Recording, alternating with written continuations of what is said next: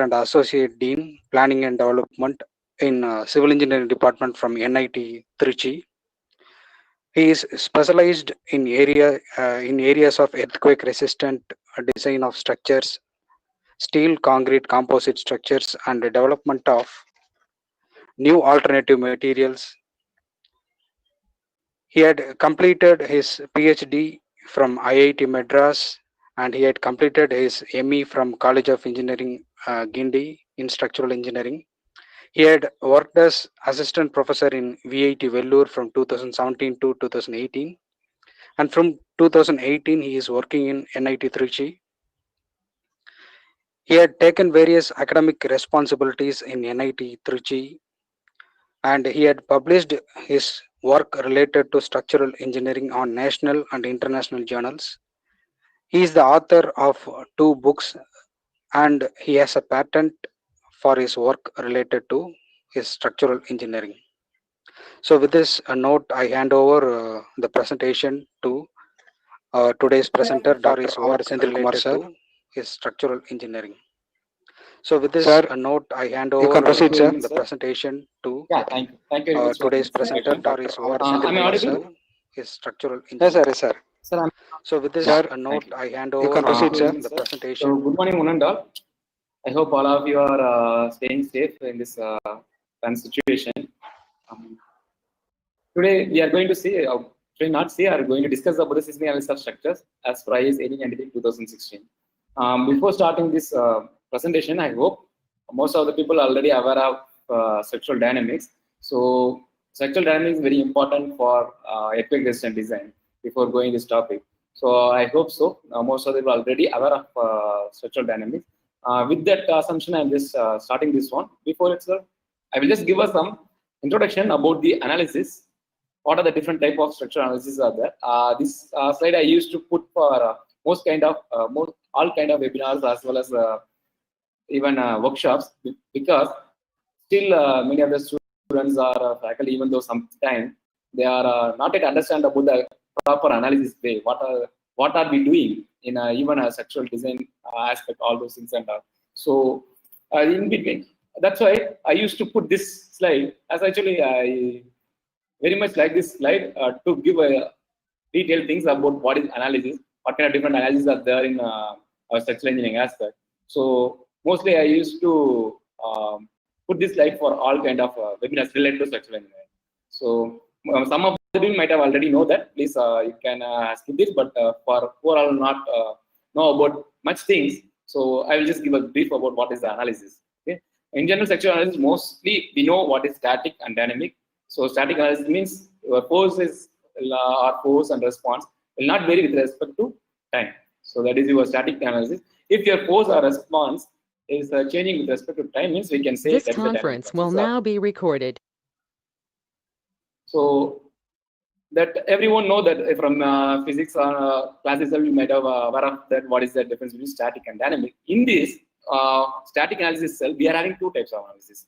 One is linear, another one is non-linear analysis. And linear and non-linear, what is the difference between these two? That only we are going to see some 5 to 6 slides. In linear analysis, it's a straightforward analysis. What we are doing in detail. So all moment distribution method, slope deflection method, stiffness matrix method, everything. So that will come under linear as well as elastic analysis. So the linear elastic analysis is nothing but in your equation, you might have used only Young's modulus as E, right? So E is 2 into 10 power 5 for megapascal for steel. For concrete, you are using 5,000 square root of scale. So that is constant for your throughout the analysis. So that is the meaning. It is linear and it's coming to in elastic range. If you are using, that is called elastic analysis. So in general, we are doing the linear analysis only because we are using E as constant throughout our analysis. What is non-linear analysis then? So non-linear analysis means if you are taking the non-linear part of the material property. For example, if you are having stress strain curve of steel, I can show here. If you are having this curve like this, this can be any curve. It can be steel or concrete, whatever. If mild steel means you will have horizontal plateau, then it has to come. So we are playing this region alone. Okay, if you are playing this region alone, you can take E as a constant value. From up to this point, Hooke's law, as per the Hooke's law, we can say like up to the proportional limit, you are saying like stress is directly proportional to strain. So that means your young smallest is constant. Stress-based strain is constant. So that E only we are using in the all kind of equation. It's a constant value. So if you are going to consider this part of the material property in your analysis, that is called linear analysis. Got it? So if you are going to consider the non-linear part of your material property also in your analysis, that will come under non-linear analysis. So in non-linear analysis, we are having two type of analysis. One is material non-linearity, other one is geometric non-linearity. So that I will explain what is the difference between material and non-linear, geometric non-linearity. So before that, in linear static analysis, these are the common two methods: moment distribution and slope diffraction method, or stiffness matrix method, whatever you are using. So you can find simply how can you differentiate that analysis as linear static analysis by E value itself. So if your E is, you are using constant value in throughout the analysis, then you can say that is a linear analysis. Linear means your stress is directly proportional to strain. That line is linear, right? Linear line. That's why we are saying the linear analysis. Static analysis means your force and response will not respect to change with respect to your time. That is your coming under linear static analysis. So this curve only we are using for analysis. And one more thing, you will not consider any P delta effect. I will let you know what is P delta effect.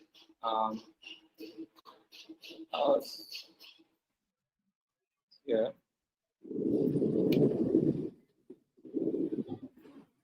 Just assume I have your own column. Okay, I'm having one column. I'm going to apply one gravity load P is there. Okay, and one horizontal load H is there. So what about the bending moment developed here?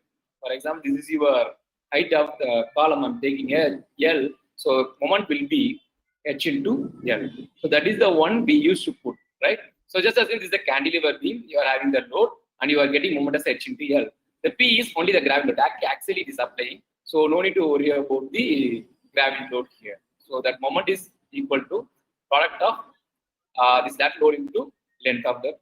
So the thing is, if this is what we are doing in the general analysis, but if you are going to consider the P delta effect, what will happen is same P is there, H is there. Because of this load, your member might have deflect like this. Yes, sir. So if you are deflect like this, means you will have one more delta. And still your P is applying this point only. Okay. So what is the new configuration of your beam will be? Your new beam will be, this is your initial position. So after applying this H, it will go like this. H will be here, but P will be in the acting on directly as axial load. Here you will have the delta. So what will be the moment now? Moment will be H into L plus P into delta. So this is called geometric effect. So if you are considering this geometric nonlinearity, that is also nonlinear analysis. So most of the time in our general analysis, we won't consider this effect because we are assuming the delta is very, very negligible. So we are not at all considering this one. So if you are consider that part means that is called geometric nonlinearity.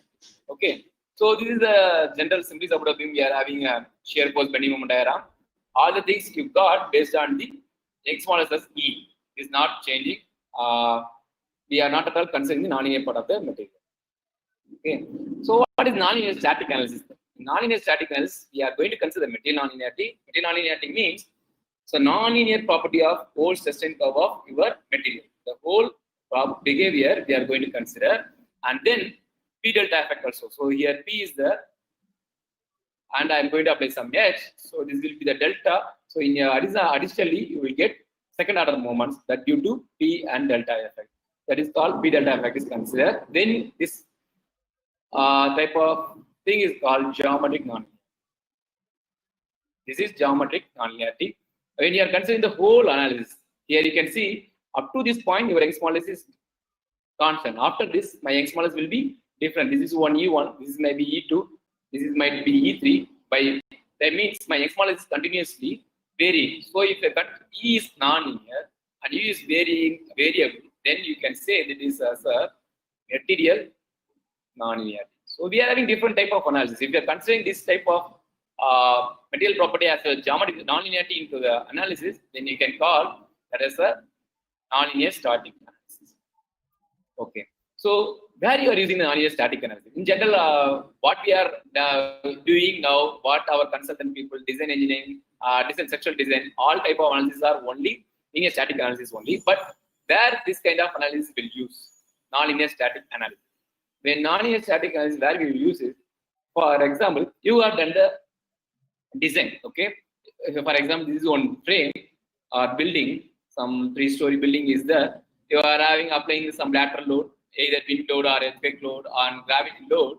So based on the load, as for the moment matrix stiffness method, slope deflection method, or MDM, you might have found the column sizes, beam sizes, reinforcement, and everything, right? So that is the general design. After that, what we are going to do is, you just give the full property of nonlinear property of beam, column, and everything. You apply the load or you apply the lateral load on your frame till it's hello. You just push the building till it collapses. Then you can see this is a lateral load. The summation of lateral load will be V. It will deflect like it's a delta. That is my roof displacement. When I plot the curve between the lateral force and roof displacement, I can find the full behavior of your structure itself. So when I have to find out the full behavior of structure, what I have to do is I have to give the nonlinear property of all the materials and everything. Vijay sir, hello. Sir. Hello. Sir, tell me, sir. Sir, am I audible clearly? Yeah. It is. You are audible, sir. You are audible. No problem. Okay, no issues. Okay, thank you. So the main part of nonlinear static analysis, we can call one more terminology that is called pushover analysis. This pushover analysis is nothing but we used to call as a performance evaluator. Performance evaluator. So you have designed the your whole structure by using normal analysis and design method. Then how my structure is going to behave till it collapses? How much lateral force it will take? How much displacement it will go? Yes. So where are my hinges are forming? So these are the things and all you can find from this curve. Lateral force versus roof displacement. To get this curve, this is we used to call as a pushover curve or capacity curve. This curve you can obtain by applying the lateral load to the structure till it collapses. So before that, what you are doing in the analysis part is you have to give the full nonlinear property of the members. For beam, you have to give the moment rotation curve that till nonlinear. How will you calculate the moment rotation curve of beam? So that and all you can directly get. For example, if I want to tell how to get the moment rotation of beam means, just assume we are having one cantilever beam. Okay, this is your cantilever beam. We are going to apply some load at the tip, right? So what is my moment? Moment will be W into L always, right? So it will deflect also in applying the load, that is delta. So what will be my theta? Theta will be delta by L. The thing is, when continuously I am applying the load, here hinge will form. Hinge means your cross section of your member will try to yield. The straining will be happen. For example, if you are going to use this is a steel material, you know that we are having plastic, compact, semi-compact, and slender. Different type of cross sections are there. So, for example, if I am using the I section beam, so continuously I am applying the load, the straight stress diagram of your I section will transfer into first step. It will be like that in elastic, both top fiber and bottom fiber will reach F5. If your section is plastic, in a final stage, whole cross section will reach F5. So in between we are having elastoplastic also, but in final stage all cross section will reach yield. So that is called plastic hinge. The whole section will reach F5, but it will not collapse. It will continuously take the corresponding moment and it will go large deformation. That is called plastic hinge here. So we have to find out up to this point. I can find out My, that is my yield moment. So if you know the yield moment, you can find My. Corresponding theta will be theta Y. Then at this stage, I can find MP. So corresponding theta B, I can find out, that is called MP and theta P. So My you can find by Fy into Zd, elastic section modulus. MP you can find by Fy into Zp. So these are the calculations generally you might have done in structural analysis in plastic analysis area or steel design. So based on this, I can develop the moment rotation curve till its collapse, right? Till its violent. This non-linear property we are giving in the beam as well as column. So then you can obtain the pure structural response till its failure with non-linear process of your structure also. So if you want to get the exact true behavior of your structure, you should give us the input also as a true behavior of your material as well as section or as number. So that is the input parameter to get this curve. So this is called nonlinear static analysis. Why are we doing this kind of analysis? Is actually I told you earlier this is called performance evaluator. For example, up to what load my building is elastic. So for example, after a particular load, even I remove the load, it can come to original position. Okay, no hinges or damages are developed in my beam. Or else I can understand where these are the hinge points. These are the hinge points where you can develop in the any beam or something. That and also you can.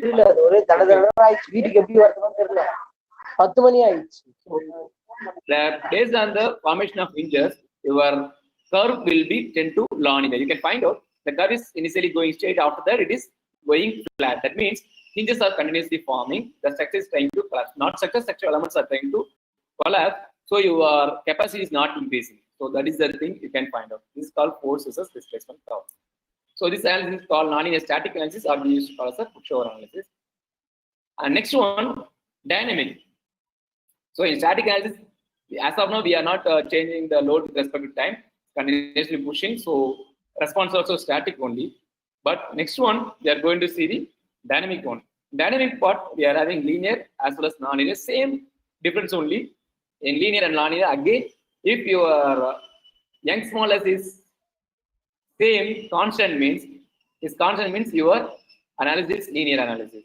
But if young smallest is variable, that means if young smallest is variable means your stiffness of your material also will change, because stiffness of your structure or element or material depends on your young smallest of material. For example, flexural stiffness you can say by EI by L. Axial stiffness you can say by EA by L. So E is matters here. So if your E is not constant, so young smallest will be constant. Will not be constant. Then the stiffness also will not be constant. But if you are going for linear dynamic analysis, means obvious your young smallest will be constant. That means you are not at all going to consider the nonlinear part of the material. Only you are going to consider the elastic part of the linear part of the material. So when you are going to consider the linear part of the material alone, so young smallest is constant. If young smallest is constant, means my stiffness is constant. What is this equation? In dynamic equation, if you know that this is called D'Alembert's principle, using D'Alembert's principle, we have created this one. This equation is called equation of motion for single degree of freedom system. That's why earlier I told to know about the equation, you should we have to know about something basic concepts of dynamics. This is the single degree of freedom equation of motion. This is general. For example, P equal to force equal to stiffness into displacement. Okay, this is the constant linear static analysis only. That means stiffness is equal load by displacement. This constant one. In use adding with this equation, if you are adding the one more parameter called inertial force, that will come under dynamics. So whenever if you want to make static into dynamics, that one more terminology will come to the picture, that is called inertial force. So this is M into UWR is nothing but mass into acceleration. It depicts inertial force. This one is damping force and damping coefficient as well as velocity. This is stiffness. So for example, if I'm applying just assume this is one mass, this is one stiffness, this is a damping property. I'm applying the force. When applying the force, this mass will displace like this, right? So I can describe my position of body using this horizontal displacement alone. So that U, if I know the U value, I can tell where my body, so where my mass. So from that you can understand only one coordinate requires to describe the motion. That is called single degree of freedom system. So only one coordinate only required now. So that's why we are telling us this is a single degree of freedom system. Okay. So the thing is, what is C here? C is nothing but damping. For example, without damping, I having one body, like a simple bundle. Just as if it doesn't have any damping. If I apply some force, it will try to swing. But in a practical case, even if you are simply apply some force, the pendulum will finally, after swing, it will come to its original position, right? So finally, how it comes to original position? Because of air resistance as well as the material member itself has some property that is called damping property. If you are damping, you are not allowed considered in this part, it will continuously swing without dissipating its energy. But that is not as practically you can see That is not in the case. If you are many resistance are applying to motion of this body, that is also one of the thing is called damping. That's why we are including the damping equation in the equation of motion. Okay. So the thing is, when you are applying the force, your response also will be like that. This is a force. This is your response. This is time history. At which time, what is my force? On which time, what is my response? That is called loading and response time history. Okay. So this in this slide, you can know only one thing. What is linear dynamic analysis? Equation of motion is there, but in the equation of motion, we are having stiffness matrix, stiffness value there. That is, you can make as a matrix also. The K value is linear. That means it depends on E. My E is linear means that analysis is called linear dynamic analysis. Right? C also depends on mass and stiffness. So again, K also will be the linear. That's why we are taking this as a linear dynamic analysis. In the case, if I'm taking models of analysis non-linear, then what will happen is that analysis is called non-linear dynamic analysis. Then you have to give my material property as this kind of curves. So material property will come as a non-linear. So dynamic analysis will come push and pull. Most of the time, vibration is going to happen in your structure. So positive and negative, both things will be there in earthquake loading or dynamic vibration. So when applying the loading for your member or structure, whatever, it will try to be inelastic and will go like this. Just as I'm just giving the hogging part. Then again, giving the cyclic load opposite. For example, this is my beam. Okay, I'm applying the load. It will try to deflect like this first. Okay, up to this point. Then what I'm going to do is I'm going to apply the load reversely. Then it will try to go this part, minus part. So I'm taking this positive means this is negative. So this will go again here. But why this plastic deformation comes? Because your material crosses non-linear area. So if I'm playing with only linear area means it will go like this. Again it will come to original position. Again it will go. Okay, that is when you are applying the load within elastic limit as well as linear part. But if you are crossing the non-linear region, so you will after you are again unloading, it will you will have some permanent deformation. This is called permanent deformation. So that is you can see here. So when you are loading after the non-linear part or your material crosses the yield point, so after unloading, here you are loading. After you are doing the unloading, when you are unloading, it won't come to original position because you cross the elastic limit. That is the meaning. Okay. So here you can see my stiffness of the curve is same here and here. So that is called non-degrading. But when your stiffness is changing a little bit, because this is more stiffness, this is very less stiffness, that is called stiffness degrading. And this curve called pinch curve, where you will get this. For example, steel means you will get this kind of curve. When you are having the concrete, what will happen is in concrete, cracks will develop quickly. Because of concrete crack, you will have very less stiffness there. So again, suddenly it will gain its stiffness. Why? How it will gain its stiffness is in applying the load, again, you reverse it, the crack will close. So when the cracks are closed, again you will get you can get the stiffness. But the pinching is developed due to the cracks developed in the concrete. If cracks are due to cracks developed in the concrete, you are getting the pinching effect in the hysteresis behavior of model. So this is the buckling part in the steel road area. You can see that if you are giving this kind of material property in your analysis, then you can say that is called non-linear dynamic analysis, right? So the whole part that you are applying push and pull, all those things that are happening. So loading also varying with respect to time. So response also change with respect to time. And again, if you are changing the E, so K value will vary. K is vary, damping also will vary, stiffness also will vary. So in your equation of motion, equation of motion, C also non-linear, K also non-linear, then your analysis become a non-linear dynamic analysis. Here also we will consider P delta effect, that is geometric non-linearity, that is common for all the structure. Okay, these are the difference between all type of analysis. So linear static, non-linear static, linear dynamic, non-linear dynamic. Please understand this is the basic concept all the structural design engineer or structural engineer should understand. What is analysis? What we are doing in our existing life? We are still simply doing linear analysis only. We are not at all doing non-linear analysis. But if you want to find the exact behavior of your structure or performance of structure, you must do the non-linear analysis. Okay, so that will come in the research part. Mostly our structural design, all the consultancy work, we are believing in the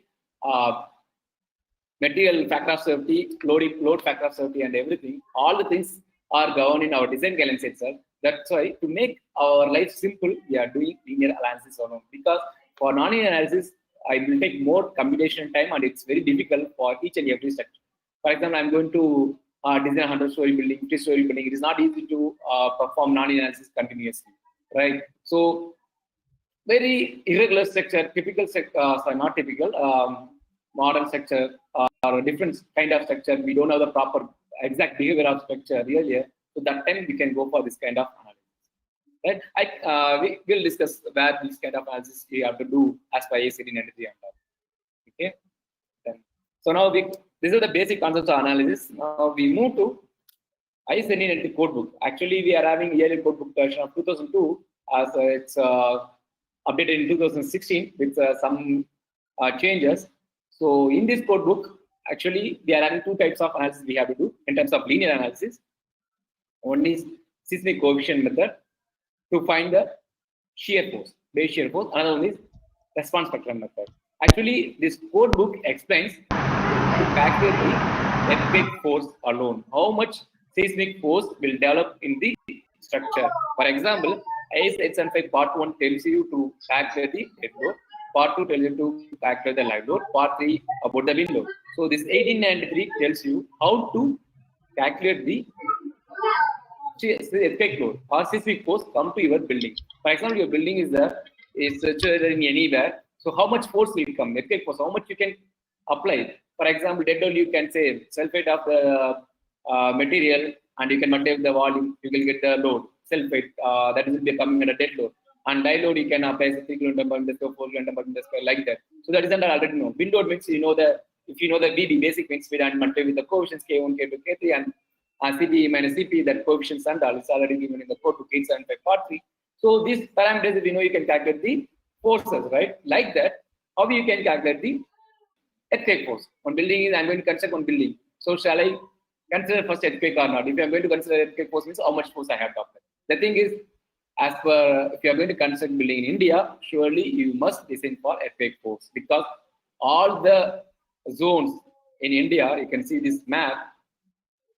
So all areas subject to earthquake, minimum force of 0.1 G. So everywhere you can find earthquake prone areas only. So when you are going to construct a building in India, you must design for earthquake. That is very, very important. What you are studying in a BE analysis design, you are just doing for normal analysis and design only. Another one, you should take one more courses, earthquake and design of structure. So how to calculate the seismic force and how to design for that force. So that is a major thing. So that you should know. If you are getting option to elective, please take. If your students are there, or fact also you can go for some FTP to get the training for earthquake design. Right. So here I'm going to just ask for that very little time. I just give the glimpse about what are the things that are given in the code book, how they are calculating the seismic force. Right. That only we are going to discuss. Not design, only how to calculate the seismic force. That only we are going to discuss here. In this, this is a general one. We have IS 18 in 2002, first published in 1962, and then we have replaced many times. Then in 2002 only we have differentiate the code books in different parts because one for buildings, another for tanks, another for bridges and retaining walls, like that. So here we are going to restrict out part 1 only. We are not going to see other part. That is the scope of our webinar now. Only we are going to check part 1 only. So in 2002, these are the things are there. We have specific design forces and other details, how to design and detailing and all is covered in IS 190. So 2016 it's there for RCC design, and IS 800 2000 section 12 is there to how to design the building for steel building for earthquake forces. Okay, this will give only forces alone, not design guidelines, right? So how to design, you can check for other code books. So for earthen buildings and all, you can see this kind of code books, IS 13827 for earthen buildings, and 43226 will give for general design guidelines. That is also old one. You can go for IS 13920 2016. How to go for the design guidelines for RCC, right? So for example, I can say IS 13920 2016. For RCC, this is design guidelines and detailing. Before you should design your RCC building by IS 456 2000, then detail by 1390 for earthquake force, and then IS 800 2007. Generally, you will do design, and you please check this section 12 also. So that's design guidelines are given how to design the steel building, right? Either bracings, all those things and all that. You please check it out. So what is the general principle and design criteria? Here in 1890 to 2002, actually we are having two types of earthquake, like DBE and maximum credible earthquake, MCE. Design basis earthquake and then maximum credible earthquake. It's nothing but it's a very simple.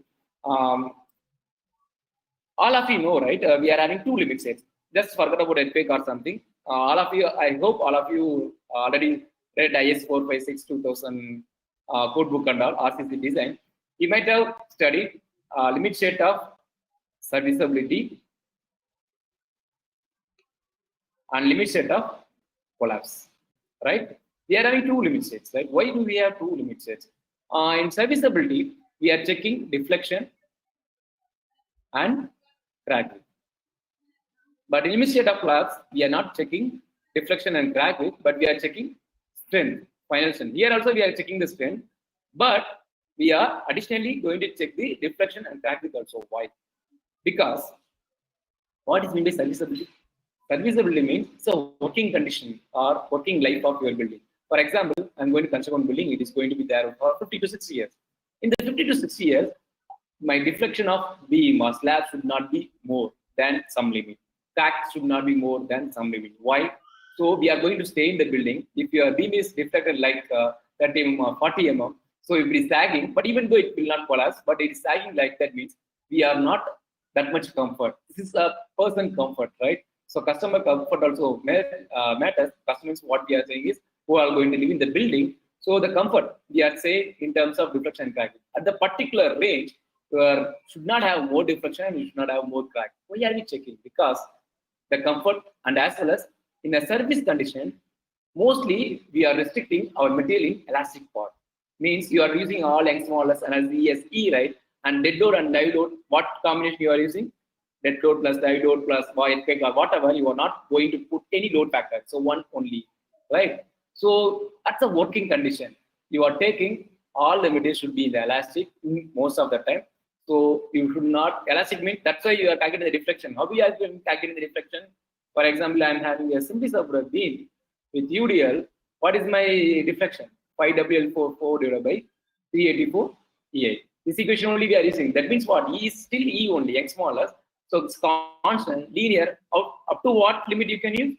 The proportional limit. That is the meaning, right? So this calculation you are calculating and you are limiting. Okay, my value is less than L by 300. Like that we are checking. So that means what? You are telling in service condition, my building should be in the elastic, right? As well as next stage, please go to the another one, limit collapse. There you are using 1 times of dead load plus dive load or 1.2 times of dead load like that. Here you are increasing the load. Sometimes, other than working condition, any worst condition, you may have more loads. All suddenly 200 people may group in one particular story or particular room. Suddenly huge load will come. That time, we are not going to check. It is going to be deflect more or crack it more. What we will check? The thing is, it should not collapse. It has to take the strength alone.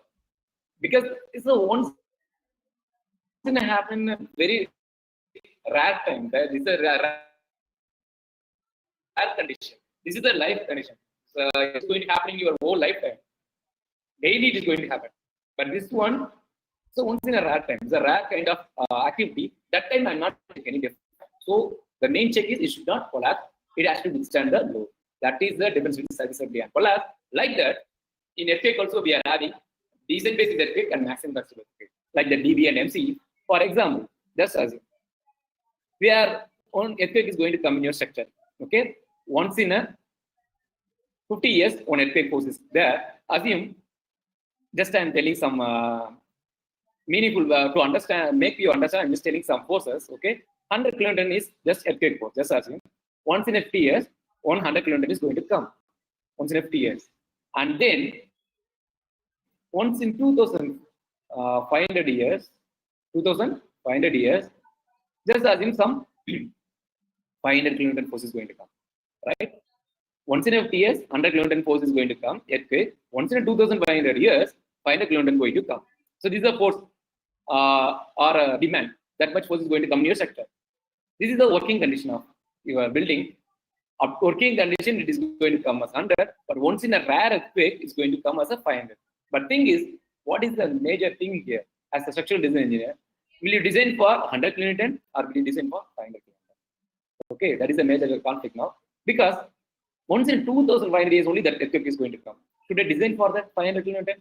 Because 5 times my all the dimensions, everything is just I'm saying, not 5 times, something more than that. Dimensions will change, materials also will be cost more, all things are will change. But the earthquake may come once in a 2,500 years only. But another one you can say, once in a 50 years, that means in your life period, you can get 100 kilometers. Surely you know that it's going to come. For that you can design as a logic. But this one, once in a 2,500 years only. So will you design for that? That is the question, right? So once in a 50 years, we can design. So logic is there. This force is going to come. I can design very less force. So it will be for our money also won't go much because we are going to design for very limited values only. But when you're going for high force, you have to put more cost in terms of design work, all those things and all, right? But now the question is, how can you say this earthquake comes in between? So 2,500 years, maybe you might have constructed your building around 2,499 year. Next year of construction, maybe your 2,500 year. We don't know, right? When was the previous earthquake? So that can be a 2,500 year. That time that major earthquake also can come to your building, right? But so as a proper design engineer to make economical solution, what you have to do is, this is a rare activity. This is what's this life condition. So once in a life condition is going to come, for that I can design like an elastic range, but not exactly elastic range. Somewhat I can put some money, but once in a rare earthquake, I don't need to worry about my deflection, all those things and all, but it should not collapse. So I can say this is a maximum considered earthquake. I can say this is a design basis earthquake. So in design basis, whatever you are calculating the force in our code book, that is called design basis earthquake. That for that force, your building has to be elastic kind of, because we are having deflection limit called drift limit in your structure that we have to check. But once in a 2020 years earthquake, my building has to be withstand. I don't need to check about deflection, how much it is. For example, this is my building. For serviceable condition, it can move some delta. That I will check. For DB, I will check. Okay, this building should not move more. Why? Because once in a 50 years, that earthquake going to come frequently. But if your drift is your building is like this after some time, this you will not be very comfortable, because for example, once in a 50 years when earthquake comes, first earthquake comes, if you are designing the building in terms of non-linear part, it may move like this, some more delta, but it's not come to original position after the earthquake goes, so it will be like this only. It is not comfortable to live, and again your P will be the load, P delta effect will be the building may collapse soon. So that's why for once in a 50 years earthquake or serviceable load, after the removing the load, after the earthquake goes, the building has to come to original position. That's why we are limiting the drift limit, the delta. So for example, why we are limiting the deflection of beam here, if the delta is within a limit, after removing the load, it will come to its original position. The delta will not be seen much. Okay, that is the meaning. So it's in elastic. That is the thing we used to say. Okay, that is serviceable. In a limit state of collapse, I'm not worrying about where it goes, because once it to the way, that is a very rare earthquake that going to come. For that, I can't design for that much force and all, but I can design such that it should not collapse at that time. It can be permanently this much delta. Finally, I can collapse, demolish the building. I can consider new building, but life safety is important there. It should not collapse at the time of rare activity, like limit state of collapse. In limit state of collapse, we are checking the strength alone. If your beam or column should not collapse, like that your structure should not collapse at the rare activity of earthquake. That time can be get any damage, because life is matter of the rare activity. After you say become safe, then you can demolish the building and you can construct the building. But in earthquake resistant design, as a structural design engineer, please make sure you should know the earthquake resistant design as a part of your life, because all the part of your India is an earthquake prone area.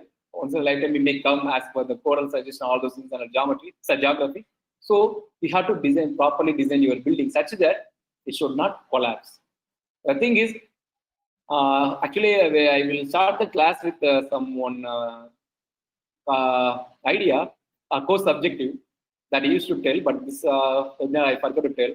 The thing is, due to earthquake or due to nature, people are not get killed, right? Because of earthquake and all, people are not get killed.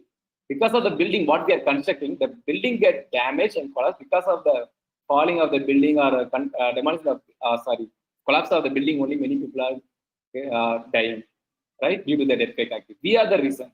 Civil engineering people or structural design engineering people are the reason. So you should make sure you first understand what you are doing, all those things and be proud, because we are going to save many people. At the time, doctor can save only 1 or 2 patients, or even in his lifetime, or 100 or 200. But when you are considering the many buildings, you are saving many people. So when you come to the earthquake activity, whatever activity for cyclone, so if your structure is safe, then you can probably say you are a proper structural designer. There is a major thing I wanted to say whenever I start in the class. Please make sure, put it in your mind, be proud of civil engineering as well as structural designing, right? So now the thing is, please come to the class now. So for serviceability, okay, generally we can design within a limit state, but how can I make sure my building should not collapse for rare activity? How we can do that? So that we can do by the activity one parameter is there and overstrength one parameter is there. That I will tell in upcoming slides. So those two things are very important to make sure your structure is safe, right? The thing is, these are the assumptions given in IS 2016 to calculate the earthquake force. What they are telling is resonance will not occur. What is resonance? Your forcing frequency and structural frequency matches means that is called resonance. Why we are telling about earthquake is a dynamic thing, so vibration will occur, but still we are saying resonance will not occur. Why? Because earthquake activity is very, very limited. Seconds only it will come. In single second, if you are seeing the earthquake force, will have many frequency. So we will have many frequency. It doesn't have one single constant frequency. It will have many frequency. So fraction of second, it may match with your structure building, but that will not affect much in your building based on the resonance. That's why we are assuming resonance will not occur. And then earthquake is not likely to occur simultaneously with wind or maximum flood or maximum severity. It's obvious because if you are going to add both the things, means it will be more uneconomical. It's a very rare event to occur both the things. And when wind and flood or earthquake, all things are exactly lateral load alone, right? And then if you are going to go for static analysis, the E only we are going to use. That's all. That is the thing in smaller. So what are the load combinations we are using? So 1.5 times of dead load, imposed load is live load, 1.5 times of dead load earthquake load, and 1.2 times of dead load, imposed load, and earthquake load. And this one, why we are reducing dead load means to take care of the overturning moment concept, you will get more value. 0.9 times of dead load plus or minus 1.5 times of earthquake load. So to get the contribution of more lateral activity, right? So these are the load combinations generally we are using. You can see, for example, IS 4 is also having load combination that also you have to use. 1893 load combination also you have to use when you are considering the earthquake force. For steel building, you have to check IS 82000 also, right? So the thing, this is your building, another one. So these are the combinations given in the code book. So before going to calculate the load, these are combinations are there. Please make sure note that these are combinations are there. And here, just assume here having the structural system. It's a plan. Okay, it's a plan view. And structural system. These are the shear walls. Okay, these are the shear walls. So shear wall is going to resist your lateral load. If I am applying the lateral load, these two shear wall will take care of the load. When applying the lateral load this side, this part will take the lateral load, because your highest stiffness will be in this direction only. Here when applying load, this will have incline moment. Due to incline activity, these two will take the load. Due to incline activity, these four will take the load. Okay, like that only you have to orient your shear walls. So if your shear wall is not like exactly orthogonal, because this is the x direction, this is y direction, I can easily apply that earthquake load x, earthquake load y, like that I can apply the lateral load. But if your structural system is not exactly perpendicular, if I having some inclined portion like this, it's not orthogonal, how will you apply the load? For example, this is your horizontal load. I can apply earthquake load like this, but we have to apply perpendicular, right? So the thing is how you can make sure, or what are the load combinations you have to consider when your systems are non-orthogonal. For that, our code book suggests go with 100% and 30% rule. So when you're applying the load, that's nothing but this is your inclined, right? Inclined thing is that this is you are going to apply, and I'm going to make resolve the forces. I can take one x plus some percentage of y, cos 30, sin 30, like that. So that's the thing. 100% of horizontal load I can apply, and vertical load I can apply some percentage that's given in 30% of force. So when I'm applying the forces on x direction, earthquake leg x as well as 30% of earthquake load y. That also going to come in one particular load. This is one earthquake load. So when I'm going to take 1.2 dead load plus live load plus earthquake load, if it is directly x means when you can use only x or only y. When it is orthogonal system, that means only perpendicular system, if it is there, then you can go for this kind of load combination. Or else, when you have to go for this kind of thing, in terms of earthquake load, you have to go for earthquake load x plus 30% of earthquake load y. So like that, in a way, y direction, earthquake load y plus 30% of earthquake load x. This is the rule given in the IS 1893 2016. When you have to use, when your structural systems are non-orthogonal. Okay, so that time you have to use.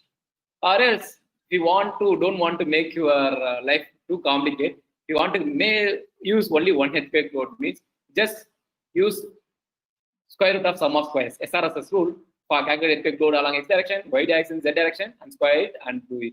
But this will be more conservative. You will not get economical design, right? It will be more conservative. You will get more balance. So this also you can follow if you want to follow instead of 130% load. Okay. Now, so these are the load combinations, but still I am not telling you how to calculate the load, right? The earthquake load alone.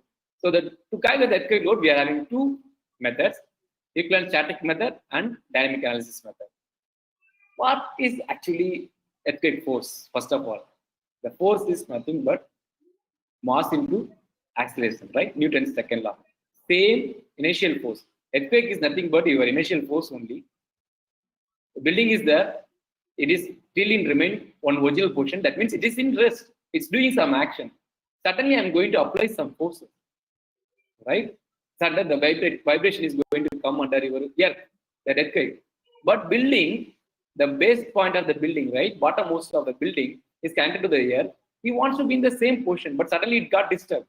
So this part will try to move with respect to the earthquake, but top part also will try to move. But this person wants to be in the ideal position, same position. Why? He doesn't want to go this side. So that time you will get different shape. That is nothing but your initial force. The thing you might have studied many times in your school books, physics. In your running bus, you are standing, right? Your foot are rest with your bus. So you are also moving, your bus also moving, you are in the same position, you are in the uniform motion. Suddenly, when you apply the brake, your legs are connected with your dust, so bus stops, your legs also will be the position, but top position, he wants to be in the same motion because he is in the uniform acceleration. He doesn't want to be stopped because top motion, he wants to be in the same motion. That's why sudden some pulling happen, he is moving, you are moving forward. That is nothing but your inertial force or imaginary force, that initial force, right? So that's why when you are driving, if you are not wearing the seat belt, what you will have suddenly, if you are stopped, you will go forward, you will get injury. That's why whenever you are using the, we have to use seat belt and that is the meaning. Okay, the thing earthquake also same for building. So this kind of different nature, different deformation, you will get additional force. That force only we are going to calculate. So again, is the initial force, right? What is force then? Mass into acceleration, as per Newton's second law. So if I know the structural weight of the building, if I know how much acceleration is going to develop in the structure, not earthquake acceleration, develop in the structure, because acceleration is going to develop in the structure only. Some earthquake force is going to come, right? That is a force, dynamic force in the earth. That is nature. Due to the force, how much acceleration is going to develop in your structure? This acceleration is not your earthquake acceleration. This is your structural acceleration. How acceleration develop in your structure? That only we are going to find out, right? So if I know the acceleration, if I know the mass, easily I can find out how much force is acting on the structure. That force is nothing but your earthquake force, or in your earthquake code, they might have used one term is called BB, base shear. Okay, this one how we are going to calculate. That only we are going to see now, right? So this is a simple calculation. Mass, we know that. Structural acceleration, how we are going to find out, that we should know. And one more thing, some parameters also will affect, because we are not topmost elite people or so much wealthiest people to design for once in 2000 when the earthquake, one earthquake is going to, for that and all we can't design our building in terms of elastic. So how to design or how to guide the force for those kind of situations that we can see here. So this is nothing but base shear. I told you, right? BB equal to H into W. This is mass. This H is seismic coefficient that we will tell that AH is depends on directly proportional to many parameters that we are going to see here. So this is the equation. Base shear equal to AH into W. This is mass. This is acceleration. But we are using to going to say that is called horizontal seismic coefficient, AH. So that AH depends on what? We are having equation given in the code book. One is Z, another one is acceleration, what I told you earlier, right? Spectral acceleration or maximum elastic acceleration, developing the structure, not earthquake acceleration. It is acceleration, developing the structure or building acceleration. And then I is importance factor, and 2R, that is called reduction factor. Okay. So this is just AH is directly proportional to some acceleration. That acceleration is SA by G. But again, we are putting some other factors. What are those factors? Z is zone factor, I is important factor. Why we are using these many factors? That I will tell you. What is the usage of those factors? Here, the Z is simply telling you it's a zone factor. Zone factor. What is zone factor? For example, in coastal area, you can find more wind speed. But in interior of your zone, for example, in Chennai, we are in coastal area, we'll get more wind speed. But in Tiruchi, is interior area, you won't get that much wind. Somewhere like that, your zones are different, right? So you might have studied plate tectonic movement, right? Pangea theory, all those things and all. We in India also having like that. These are the area it's called fault. So that means here already some other land is there. Two lands are connecting together or separating together. This and all main faults. There are faults and there are more seismic activities because Earth is moving apart, moving outward. So together. So whenever our zones are rocks are moving together and apart from that, you will get vibrations, tremors. So there and all you will get more seismic actions. So those zones and all will come under zone 4 and 5. So you can see these under zone 5 and 4. This and all you will get more earthquake forces. But this is called a peninsular region. Most of the time we won't get much seismic activity. We don't have any fault or deep or some kind of deep in our places. So very less activity only with there. That's why it's coming under zone 2 and zone 3. They're having minimum seismic activity, minimum seismic force, right? So this is a zone factor. You can see if my place is here, this all the place will come under zone 3. If you are going to construct the building here, it will come under. So this is zone 2. Here zone 3 is as per ISN in 2002 and 2016. This is the 184 code book. It's an old code book. So when you are going to design the building this place, you have to design for zone 5. Like that, you have to design how much force it goes to come. That is tells that. So zone factor having two different values. It depends on your intensity. So low intensity, moderate, severe, very severe. Your intensity is severe, I have to use more value. Zone factor 36% of G. Ground acceleration due to gravity. Acceleration due to gravity 36% of G is going to come under zone 5 areas, right? So when your zone is very, very less, you can see the values are reducing. Instead of 36%, I'm going to use only 10% of force only going to come your building. Here 36% of acceleration going to develop. So these are the seismic zones. Okay, right. Now, what is intensity? We are in low, moderate, severe, very severe. Intensity is nothing but just as in we are having a bulb, 100 watts bulb. Okay, the 100 watts is magnitude, how much is going to come. But how much it give the light to places, spreading of light up to what distance, that is called intensity. For example, you might have here intensity. For example, Mizoram also we had a earthquake right now, and they are getting more value, 4.1 Richter. Sometimes suddenly it's 6.66 Richter earthquake. Like that, they are telling right in the name. That's called magnitude. but how much damages have happened, severe, or how much distance the damages have happened, that is called intensity. For example, earthquake might have happened in Nepal region, but that intensity you might have felt till Delhi. So that is a lot more intensity. For example, intensity is very, very high. You can feel very long distance with severe damages. So whenever the intensity is more, accordingly you have to put your zone value change, right? So that is your Z factor. And I, what is I?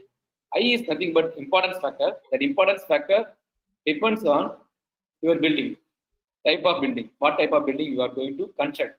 For example, after the earthquakes, so many people might have got problem, like they might have injured. So finally we had to go to hospital, and many buildings might have occupied more than 500 people, 1,000 people, like that. For example, school, stadium, many people might have been there. If some earthquake comes, suddenly the building collapses, many people will get died. So the importance of the building will change with the number of people as well as how important it is. For bridge, you need transportation after the earthquake. For hospitals, you need to get the treatment in the hospital. So those buildings that have come under more importance. So the thing is, I value will get increased in terms of three values: 1.5, 1.21. In general building, an normal residence building used to put one. If a same building, if you are having more than 200 occupants, so you have to use 1.2. It's still more important. So you have to increase by 1.5. What you are doing here, we are increasing the force by 50%, 20% like that. Where you will increase the force based on the importance of the building, right? So that is the value. This 1.2 was not there in 2002 code book. It is in 2016 code book. Okay, that is called importance factor. Next one, reduction factor. What is reduction factor? And we are giving 2R. I can say it's a 2R is a reduction factor, whole reduction factor. I told you earlier, right? We are not going to design earthquake force for 1,2500 years. Only we are going to design for 50 years within elastic range. For 2,500 years, my building should not collapse. That is a major thing. That is your design guideline, design philosophy for earthquake resistant design. So the 2R, what you are doing is you are reducing the force. Why I am this Z and I increasing the force, but this 2 are going to reducing the force. Why we have to reduce the force to design? So the thing is, the SA by G value given all the values are that 0.36, 0.1, 0.2 G and SA by G multiplication, that is for 1,2500 years earthquake, rare earthquake. That is the value. But we are not going to design, drastically going to design for that force. We are going to reduce by 2R. What is the R? The reduction factor. That is based on ductility and overstrength. What is ductility? Ductility is nothing but I am having the structure, okay, I'm going to apply some lateral load. Is going to load is going to take, and this is my load, this is my displacement. Continuously it is taking the load. After that, my structure can collapse suddenly like this, or it can take load continuously without collapse also, right? It can go horizontally. If it goes like that, what is the meaning? My building does not take much load, but is not losing its capacity without collapse. Still, it's go large deformation. I'm having more time. Okay, having more time to come out, all those things and all, like your under reinforced section, the ductility. So it is not collapse. If you are collapsing suddenly, that should not take care of that. You should, when you are designing the structure for resident, your building should be like this. This is if you are taking delta U ultimate displacement. This is my yield displacement. My ductility will be delta U by delta Y. It should be very, very high. Okay, then only if your ductility is more, what happened? What is the use? For example, I'm having the structure like this. Okay, I'm having beam and column like this. Okay, so if I'm having more ductility, I'm applying the lateral load here. First, what will happen is my beam here, it will try to damage. Okay, first, all beams will not damage same time because continuously many stories are there. This is your just as your cantilever beam. If applying the load, here only your maximum moment will be there, right? So here only inch will be start. And one more thing, you might have heard capacity-based design, right? If earthquake-based design. What is capacity-based design is strong column, weak beam design. That means the column has to be stronger, your beam should be failed. Why? If a column collapses, the whole structure will collapse because even it can't resist your self-weight of the building and axial load of the building. That's why your column should not fail, your beam has to fail the link. And applying the load, first the beam will have to start failing, but it should not lose its capacity till all other beam has to fail, right? then what is the meaning? You should have more ductility such that all the beam has to fail. Then your structure can go to the collapse mechanism. This thing you might have studied in plastic analysis called collapse mechanism. Okay, so if you want to achieve the full collapse mechanism, you should have more ductility in terms of material level, structure level, and member level. Sorry, material, member, and then structure level. Then you get more ductility. And one more thing, what is mean by overstrength is 1 inch is formed means it's not like whole structure is going to collapse. All the things should be developed. Your member means your strength will be more. That is called overstrength. Okay. So based on the two parameters, if you are designed based on strong column weak beam, that is given in IS 13990 code book, if you are designing your build structure as per this code book, you are having more ductility and more strength. Then you can go the R value continuously you can increase. That is given in code book how much R value you can use. So if your ductility is more, if your failure is not sudden failure, your R value can be more. Or else you have to reduce the value. That is the main. Okay. What is SA by G? That is the acceleration, right? How we can calculate that I will tell here. Before that, this reduction factor is given in the code book. For ordinary moment resting frame, this is only designed as per IS 456, not considering about 1390. That time you can use R equal to 3.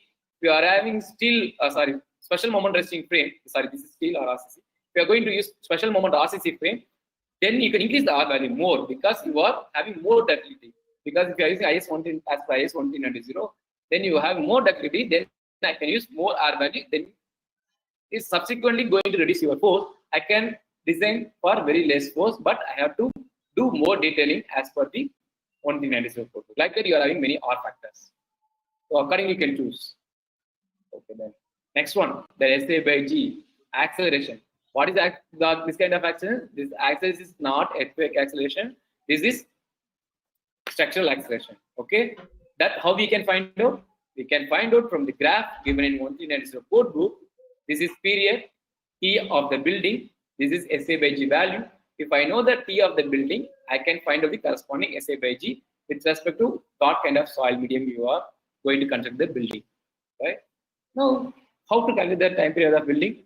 Period of the building is nothing but if I'm having a building like this, I'm applying the load, it's going to come to this spot, again it will come to this spot, again it will go like this, it has to come to original position. To complete one cycle, how much, for example, to complete one cycle, how much time it will take? That is your period of the building, right?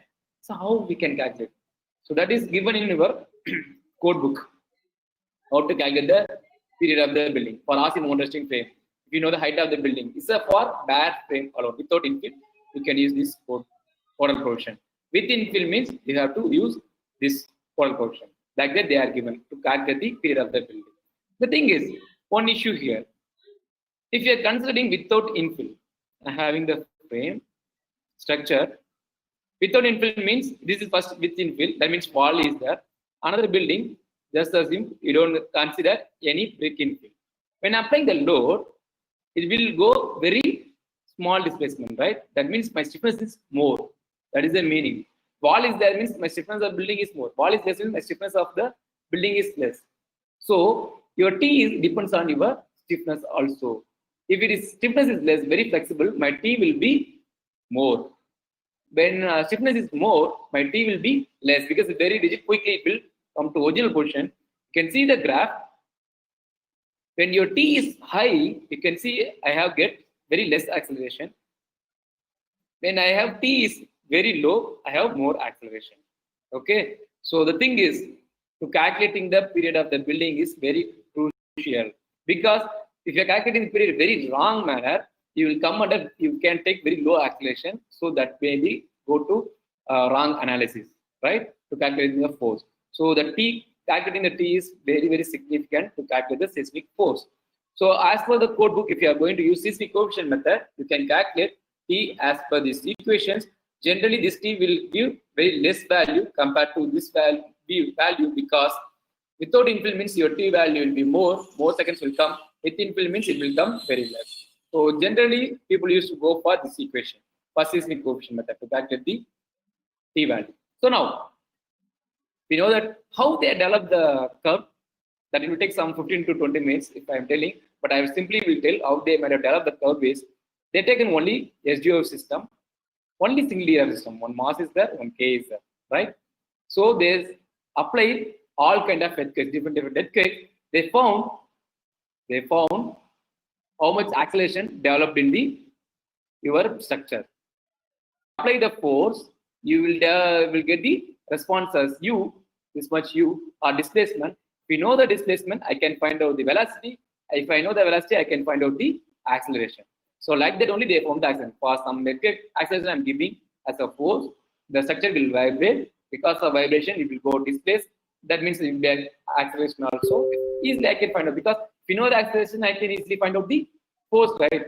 Force I can find out the the acceleration. I know the acceleration, I can find out the force.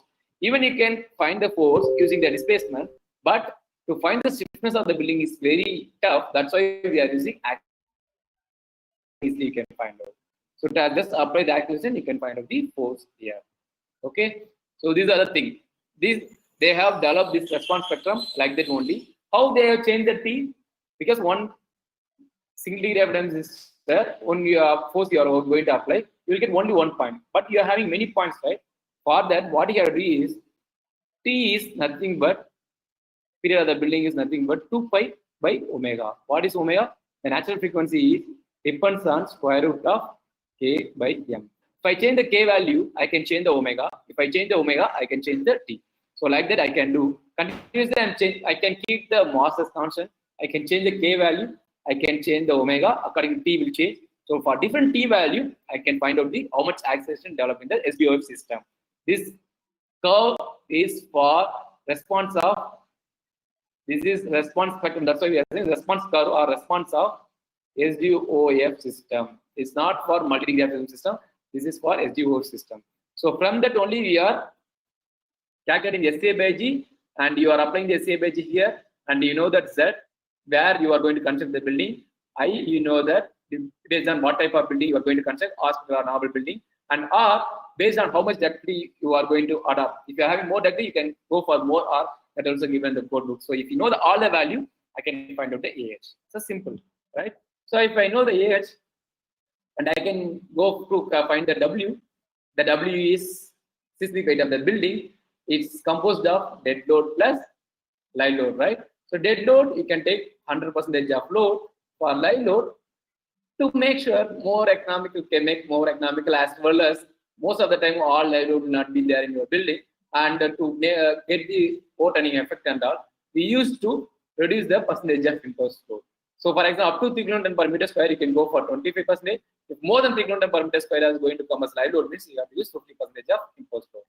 Okay, that is the mean. You do not need to consider all 100% of live load for seismic weight calculation. Just consider 50 or 25% for your calculation. For roof, you don't need to consider the live load at all. So calculate the W. Right. Now, so now you have calculated the AH. You know the W based on the seismic weight of the building. That is each floor you can find out. Dead load and live load. Live load can be changed in terms of percentage based on the 3 kN per meter square or less than 3 kN per meter or more than that. Now, this is the one force, right? Say H and W. So whole seismic weight of the building, you just multiply with the H. You calculate for example, 5,000 kN is coming. It's just a single force. How can I apply with multi-story buildings like this? Many floors are there. How can I apply as a single force? Where I can apply? How to apply? The thing is, this 5,000 kN is you got based on only one single degree of freedom system only, not for multi-degree. This is multi-degree of freedom system. Each floor will go for different displacement. How we can convert? That's for that we are having one distribution given in code book. We have to go with WH square by sigma WH square into VV. Each floor you have to use this distribution. How much force is going to come, right? So the force will change with respect to height of the building. This is called parabolic distribution. Why we are adopting this distribution is we are considering two mode shapes of the system, first mode shape and second mode shape. Generally, your all low-rise building will come under first two mode shapes only. That's why they are using this type of contribution. As of now, I am telling you seismic coefficient method only. That means it is purely static analysis, not at all dynamic parts come into the picture. Got it? We are not putting any dynamics part, only static method. You can see here. This is static method. Whatever values are coming, just I'm applying, I'm giving. All our empirical equation what we have used now. So simply we are distributing the force as per this equation. It's a parabolic distribution. But is that correct? I don't think so, because period of the building, the T of the building, so given some equation. That's the equation. How did they arrive? Based on many assumptions, idealizations. Okay, based on that only they arrive. But that T value will not be accurate for all types of building. In general, and again we are distributing the force, right? That also it's not correct. This kind of distribution, because this is the only diagram system only we calculate the calculation value. We are going to apply should be based on mode shape of the building. Mode shape is at each vibration, each frequency, it has own displacement shape. The building will have different deflected shape. Accordingly, you have to apply your force. But this distribution is constant. Up to some 4 or 5 story building or 3 story building, you can use. For example, this is given clearly mentioned here. Less than 3 meters, you can go for seismic coefficient method. But after that, what kind of method you have to go? What is exactly the real aspect, real picture?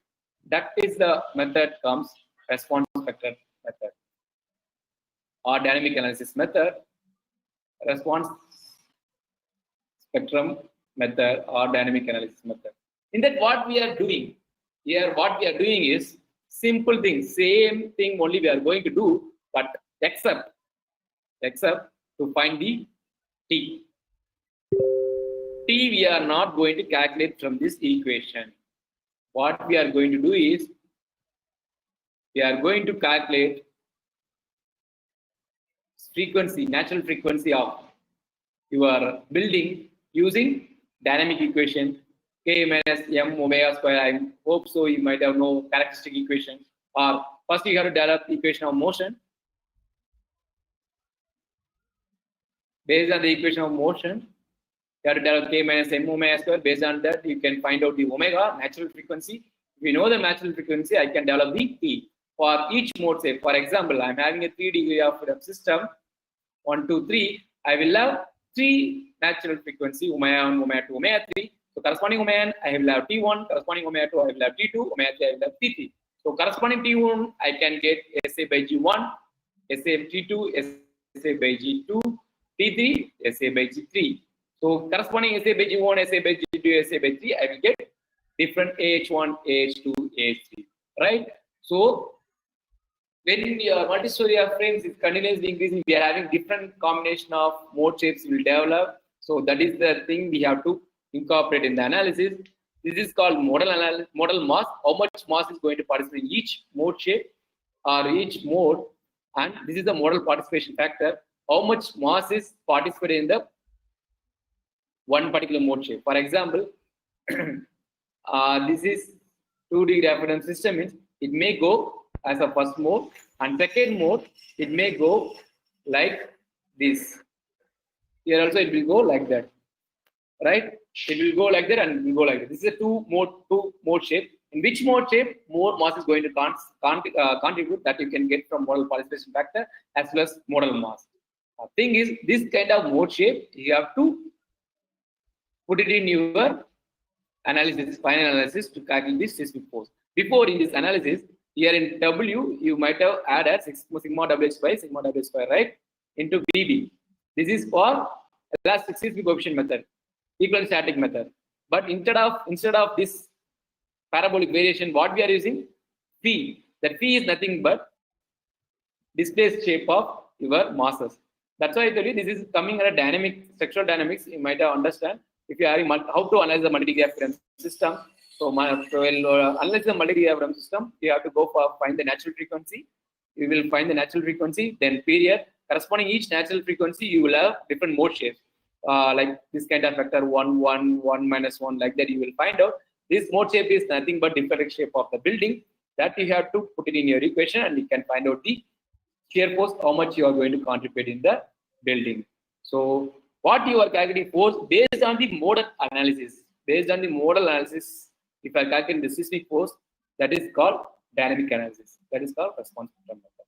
But the thing is, in general, how will you calculate the modal time period? This omega or modal analysis is, if your building is like this, with the all infill. But in STAD or STAD Pro, STAD Pro or STAD, what people used to do is they won't use the infill, simply they will go for bare frame. So whenever you are going to bare frame, if you are taking K value in equation of motion stiffness matrix, you will not consider the infill. So your stiffness value will be low. So accordingly, your T value will be higher. K value will be low means T value will be higher. So your dynamic analysis, whatever you are calculating the force, will be always less than for VB response spectrum mostly will be less than VB equivalent static method. That means because that T will be always very lower than this T. So that's why our code book suggests whatever you are calculating the VB from dynamic analysis, then you have to multiply with all the response quantities with respect to VB bar by VB. For example, based on response spectrum analysis, I found out VB. Using that VB, I found some moment demand in beam, some moment beam. I got it. That moment has to multiply with VB bar by VB ratio. This VB bar, where did I calculate? Using equivalent static method. First method. That method arrived based on TA or 0.09 h by 2t. From equation, I calculate the T, corresponding to I calculate the VB. That where VB always more than this VB based on the response spectrum. Here, how did you calculate the T? T is 2 pi by omega. This omega is nothing but square root of K by M. Here, in a general model analysis, we not exactly take the K value. That's why this value will be, T value will be very, very high. Because of T value will be more, SA by G value will be less. SA by G is less, then VB is less. That's why whatever the value you are calculating, getting from the analysis using response spectrum, that should be multiplied with the VB bar by VB. That is also given the code. So this is the methods. Actually, I have crossed the limit. Sir, shall I go ahead or some 5 minutes? Shall I go ahead? You can continue, sir. Continue. Okay. So that is the two analysis given the code book. Actually, and the response spectrum method only you should do, even though you have to do the equivalent static method to find the VB bar value. Dynamic method is almost somewhat more clear, accurate than your equivalent static method. But to understand where the equation comes, you should know the proper structural dynamics. If I teach that one, it will take 1 more hour.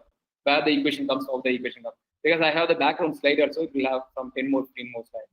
So, but the thing you should understand, what are the main thing you have to understand is that T value calculated from response spectrum dynamics analysis is from the modal analysis only. T you are calculating from 2 pi by omega is square root of K by M, not from the empirical equation. If you are calculating the T from empirical equation, that is CSV coefficient method. So if you are calculating T based on empirical equation and put the T corresponding SA by G, that is called equivalent static method. But if you are calculating the T from modal analysis, then corresponding T corresponding SA by G, if you are finding means that is called response spectrum method or dynamic analysis. Okay, that is the difference between these two analyses. Now, generally we are having many buildings. Mostly you should avoid some irregularities. If the irregularities are there, what are the analysis you have to do? That is given in the code book. So try to do that in terms of to just please discuss with your architect whenever you are designing the building or something. You have to tell with your architect as well as client this kind of buildings. Please try to avoid, even though they it's mandatory or must to go for this kind of building. You have to make sure you have to go always response spectrum method for this kind of building. The rigorous analysis are required to do this kind of buildings. Okay, what is this kind of building first? What is this? This building is nothing but general apartments. What we are constructing in all the areas. Here no walls are there. Why we are not constructing the wall here? To park your cars. For parking we are providing the open space. But here all the walls are there. Here no walls are there. When you are applying the load, lateral load, this will be more stiffer than this one, right? It's more flexible because no walls are there. So what will happen? More deformation will develop here. This column may get collapsed. Building will collapse accordingly. That is called soft story buildings. This is called open ground story building. We used to call soft story building. Most of the buildings in cities, they are not at all considering, they are not at all properly analyzing this kind of columns. And even though one more thing, you might have heard about 230 mm syndrome, right? What is mean by 230 mm syndrome or disease? Actually, brick wall generally thickness is 230 mm. Accordingly, What our architect people used to say is, my column should not project against the wall. For example, my walls are like that. Here means my column should not project like that. Column should be inside of the wall. So they used to prefer wall dimension 230 mm. So here in open round story, 230 mm wall will not be sufficient at all. So that's why in our new code book IS 1390, they clearly mentioned you have to go for minimum 300 mm column size. Okay, so because of this kind of issues, what will happen is suddenly this will collapse, your building will go away. That is called soft story building. What is pancake? Pancake is nothing but here and all walls are the brick wall. Sometimes here, some aesthetic appearance, or if you are having gym, people used to put facade, right? Glass facade. So compared to glass thickness is very less compared to your wall. So when a lateral force occurs, more deformation will occur in this particular story that is called pancake. These are under irregularity. The regular means your building should be regular like this without any discontinuity. Full. These are all irregular. No uniform stiffness, no uniform strength. That is called irregular. This is called elevation irregular. You should try to avoid this kind of irregularity. And again, setback. Setback is nothing but having one construction. Again, you are not going to construct like this. Only this spot alone. If you want to construct, what will happen is if earthquake comes, this will try to vibrate. This will try to vibrate alone. So this is the crucial part. The junction will be crucial part. More stress concentration will develop, so it will try to collapse. So these setbacks and all we have to avoid. And again the connection. So this building will try to vibrate like this. It will try to vibrate like this. The connection, if you are not designed properly, this also will get collapsed. So these things and all you have to avoid. This is nothing but in L-shaped building in a plan. It's a plan in a school building. In our budget earthquake, right? And you might have heard about that. That is a worst earthquake. School children, many people have died in the school building. So what happened? This kind of L-shaped building is again irregularity, plan irregularity. This will try to vibrate alone. This will try to vibrate alone. Here more concentrations are developed. So that's why the whole building is collapsed. These are all re-entrant corner. What we used to say is re-entrant corner.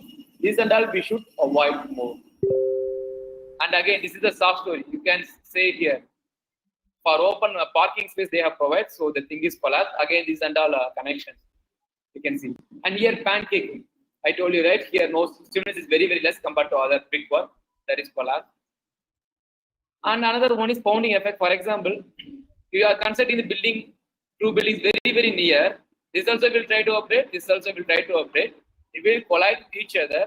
That is called pounding effect. So you have to make sure some space that is given in the code book how much space you have to provide. Okay, and this is another uttermost thing. Mostly people used to go for the floating column. We should avoid these floating columns in when you are going for earthquake resistance. Why? Means when you are applying the force, load is going to transfer continuously. It has to transfer to earth. That is the major thing. Whenever you are starting the building, it has to continuously should have proper continuous thing till the ground. Then only it will. Load will easily transfer, or else what will happen is if you are not designing the proper, if you are discontinuing the column here, more stress concentration will develop in the beam. Again, the column, if you are not properly designed for that, it will collapse. So these things should avoid. And staggered levels, here one more beam, here one more beam. The column will subject to more shear. This column will act as a short column, not long column. More shear force will develop. So because shear force development, concrete will weaken shear. So the column will fail quickly. This kind of stagger levels we have to avoid. And then infills. So if you are going to provide infill, mean you have to provide proper lintel band to avoid the cracks. So earthquake. These are the major things you have to consider. These under irregularities you have to find out. This is a water tank alone have more weight and stiffness. It's dislodged. This is a connection like that. So here again open ground story. That is and all we check that L-shaped building, right? It's a plan irregularity. So in irregular building, if your plan is irregular, you will have torsional irregular. The torsional irregular means I have one building plan like this. Applying the lateral load. The building will try to displace. If uniformly displace means okay. I having the delta 1 and delta 2 is the same, so I don't have any torsional effect. But your delta 2, this point, delta max is more than 1.5 times of delta minimum. So by building gut twister, this is the plan twister. So it's called torsional irregularity. Those things and all you have to avoid. So and the openings are there means again you have to avoid. That is called flexible diaphragm. These things and all we have to avoid. So again, when you are providing the shear wall properly, your center of mass and center of stiffness should be in same position, but it is very difficult to consider both center of mass and center of stiffness. Always you will have some eccentricity. That's why accidental eccentricity you are putting in to calculate the torsion calculation. When you are calculating the seismic force, right? To calculate the seismic force, you have to put additional accidental eccentricity that is given in the code book. This you have to consider. Okay, because we can't avoid, we can't make sure center of mass and center of stiffness always together, because mass of the people, the dead load, maybe people may here or people may here or here, their accidental eccentricity always to be there. That also you have to consider in the calculation. Okay, so these are the things, vertical irregularity we have seen earlier, where stiffness of the building or changing throughout the continuous, or strength of the building or mass of the building is changed. These are the irregularities. It's a vertical irregularity when you're going for steps and everything. Okay, so this kind of irregularities we have to avoid. So if you are not avoiding, accordingly you have to go for rigorous analysis. That is a major thing. You have to check it out. That is given in IS 1993 code book. These things will require 2 more hours to describe each and everything. So if possible, we will meet in next time with a long session. Okay. Thank you. Thank you very much. So if you have any questions, please free to ask me. I will clarify here. You can post your questions in the chat.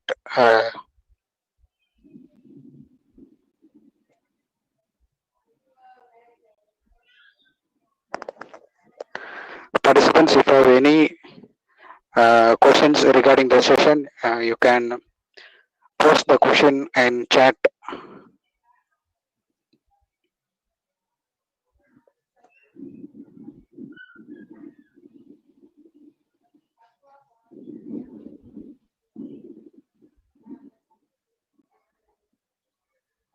Any questions?